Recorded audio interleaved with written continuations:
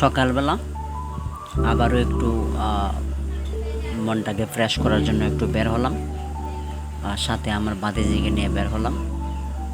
তো আমরা মূলত গ্রামের মানুষ, আমাদের গ্রামটা আসলেই অনেক সুন্দর। তো আমাদের গ্রামে আপনার সাত সকালবেলায় জেলেরা মাছ ধরার জন্য চেষ্টা করে। প্রতিদিন ওরকমভাবে বর্ষার সিজনে আপনার সবাই মোটামুটি মাছ ধরে।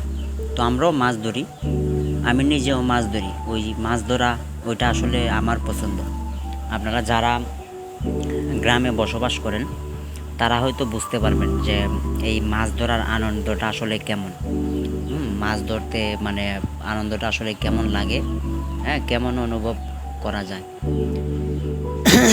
দেখুন, তো যে লোকটা জাল বাইতেছে, যে লোকটা মাছ ধরতেছে, উনি কিন্তু আপনার লক্ষ লক্ষ টাকার মালিক।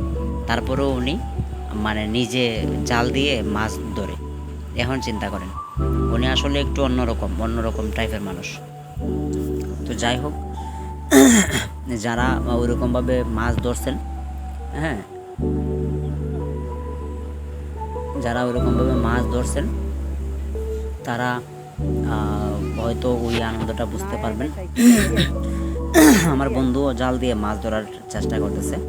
আমার বন্ধু, ওর নাম রমজান। হ্যাঁ, আমাদের বাড়ির রাস্তা ওইটা, যে রাস্তাটা দেখতেছেন ওইটা আমাদের বাড়ির রাস্তা। আমাদের বাড়িতে ওই দিকেই যাইতে হয়।